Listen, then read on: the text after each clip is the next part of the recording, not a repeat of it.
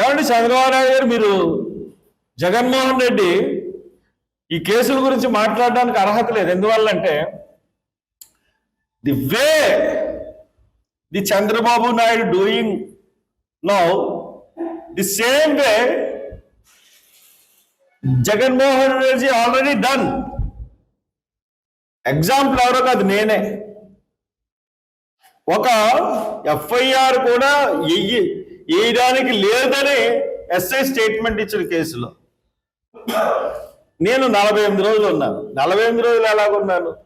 ఎంత అన్యాయం అంటే, నాకు హైకోర్టు నాట్ టు అరెస్ట్ అని చెప్పి 141 సిఆర్పిసి నోటీస్ చేయాలి. 141 అంటే ఇంకా అరెస్ట్ చేయకూడదు, ఇన్వెస్టిగేషన్ చేయాలి. అయినా అరెస్ట్ చేశారు నన్ను. అరెస్ట్ చేసిన తర్వాత నేను ఇక్కడ బెయిల్ ఇవ్వలేదు. తర్వాత నాకు తెలియని కేసులు, అంబేద్కర్ విగ్రహాలను నించోబెట్టానని ఒక 2 కేసులు 3 కేసులు ఉంటే ఆ కేసుల్లో ఎన్విడబ్ల్యూలు తీసుకొచ్చి ఈ కేసు బెయిల్ రాగానే హైకోర్టులో అయ్యి పీటీ వారెంట్లు వేసి 3 పీటీ వారెంట్లు 4 పీటీ వారెంట్లు నా మీద వేశారు గత ప్రభుత్వం, జగన్ రెడ్డి ప్రభుత్వం. ది సేమ్ వాళ్ళు కూడా ఇవాళ తెలుగుదేశం వాళ్ళు కూడా అయ్యే పీటీ వారెంట్లు. నువ్వు నేర్పిన విద్య వాళ్ళు నేర్చుకుంటున్నారు ఈ రోజున. ఈ వ్యవస్థలు ఇలా భ్రష్టు పట్టిపోతే ఎవరు న్యాయం చేస్తారు? ఈ పోలీసు వ్యవస్థల్ని ఇలాగ పార్టీలు సొంతానికి వాడుకొని మీరు మీ యొక్క పగలు ప్రతీకారాలు తీర్చుకోవడానికి పోలీస్ డిపార్ట్మెంట్ వాడుకుంటే ఇంక ప్రజలకి న్యాయం ఎవరు చేస్తారు? చాలా అన్ఫార్చునేట్. ఈ కేసులో ఎంత క్లియర్గా కనపడిందంటే పోలీసుల మీదకి వచ్చేవారు. మీకు చెప్తున్నాను, Rajahmundry SP, east Godavari SP గారికి, ఐజీ గారికి చెప్తున్నాను, మీరు ప్రవీణ్ పగడాల విషయంలో మీరు యాక్సిడెంట్ అంటున్నారు. ఈ రోజు కాకపోతే ఇంకో రోజైనా ఏ రోజైనా అది హత్యే. హత్యని మీరు బొమ్మని తిమ్మి చేసిన హత్యని మీరు కాదని అనలేరు. 100% నేను చెప్తున్నాను కదా, హత్యని మీరు ఇచ్చేయలేరు. హత్యనే చెప్పగలరు తప్పితే 1 సంవత్సరం పోయిన తర్వాత కూడా హత్యని యాక్సిడెంట్ అని మీరు ప్రూవ్ చేయలేరు. సో దాట్ మీరు ఇప్పుడు కన్నా హత్యని ఒప్పుకోండి. ఎందుకు ఈ కేసు ఉదాహరించానంటే, పోలీసు వ్యవస్థ ఎలా ఉంటుందంటే ఎస్పీకి కరెక్ట్ ఇన్ఫర్మేషన్ వచ్చేస్తుంది. ఎందువల్ల వస్తుందంటే, ఎస్ఐ ఒకరు తప్పు చేసిన అతనికి ఎస్ఐ మీద అంటే అతనికి సెపరేట్గా ఇంటెలిజెన్స్ వ్యవస్థ ఉంటుంది, ఎస్పీకి సెపరేట్గా. అంటే వాళ్ళు డైరెక్ట్గా ఎస్పీకి చేస్తారు, ఈ ఎస్ఐ గారు ఈ కేసులో ఎంత తిన్నాడు, ఈ కేసులో ఏళ్ళ న్యాయం తప్పు.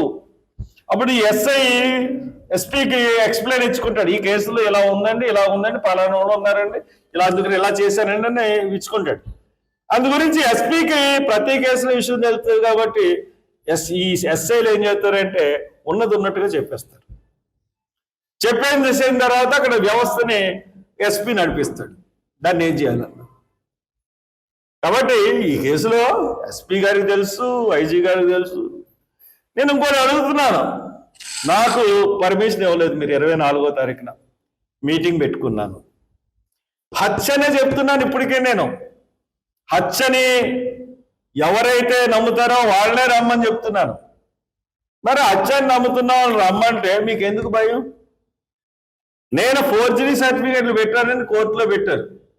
కోర్టు పర్మిషన్ ఇచ్చే టైంలో ఫోర్జరీ సర్టిఫికేట్లు అని పెట్టిన వాళ్ళు ఎందుకు ఇంకా నన్ను అరెస్ట్ చేయలేదు? మీ మీద డిఫామేషన్ సూట్ వేస్తాను నేను ఆ కాగితాలు రాగానే పోలీస్ డిపార్ట్మెంట్ మీద. అంటే నేను ఎంత 2 times ఎంపీ చేసినాడు, మీకు ఫోర్జరీ చేసి వాళ్ళ కనపడుతున్నానా నేను? ఇప్పుడు మాకు ఇవ్వలేదు. రేపు 27, 28, 29 మహానాడు జరుగుతుంది. వాళ్ళకి ఎలా ఇచ్చారు permission? I'm asking the high courts, you cancel the permission of Mahanadu. ఎందుకంటే కోవిడ్ ప్రబలిపోతుంది. వాళ్ళకి ఇచ్చినట్లయితే మాకు ఇవ్వండి. ఎందుకంటే ఆ రాష్ట్రంలో ప్రతి ఒక్కరికి ఒకే న్యాయం ఉండాలి. వాళ్ళు మహానాడు పెట్టుకోవచ్చు, తర్వాత ముస్లిమ్స్ ఏమో వక్ఫ్ బిల్లుకి అగెనిస్ట్ గా ర్యాలీలు చేయొచ్చు, అందరూ అన్నీ చేసుకోవచ్చు. కానీ ఈ దళిత క్రిస్టియన్స్ అండ్ దళిత క్రిస్టియన్స్ అంటే ఒకటే. సంపత్ కుమార్ అనేవాడికి ఇప్పుడు మీకు సమాధి కూడా ఫోటో పెడతాను. అతను ఎస్సీ కానీ క్రిస్టియన్ ఎస్సీ అవుతాడు అంతే. మీరు రాజ్యాంగంలో ఎన్ని చేసినా పేర్లు బట్టి మీరు కులాన్ని మార్చలేరు. మేము ఏ కులంలో పుట్టామో ఆ కులంలోనే ప్రకటింపబడతాం. మాకు నచ్చిన దేవుణ్ణి కొలుచుకుంటాం. మాకు నచ్చిన దేవుని కొలుచుకోవద్దన్నారు మీరెవరు? కొలుచుకుంటాం. ఈ కులంలో పెట్టు, ఈ కులంలోనే ఉంటాం.